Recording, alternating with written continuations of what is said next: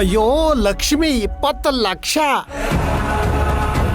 Ravi, sir ಈ ಗಾಡಿನ ತಗೊಂಡು ಹೋಗಿ ನಮ್ ಗೋಡೌನಲ್ಲಿ ಹಾಕಿ ಗಾಡಿನ ಲಾಕ್ ಮಾಡಿ ಗೋಡೌನ್ ಲಾಕ್ ಮಾಡಿ ಆ ಕೀನ ನನ್ನ ಕೈಗೆ ತಂದು ಕೊಡ್ಬೇಕು.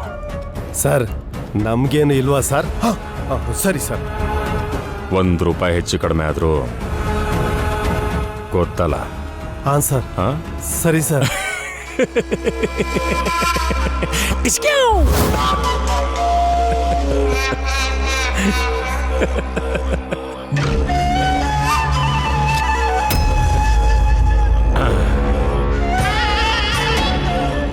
ಏನಪ್ಪ ಅರ್ಥ?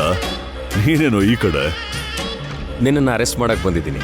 ಓ ಮಾಡಪ್ಪ ಮಾಡು. ಏಯ್ ಬೇಡಿಯಲ್ಲೋ ಮಾರ್ಬಿಟ್ಟ.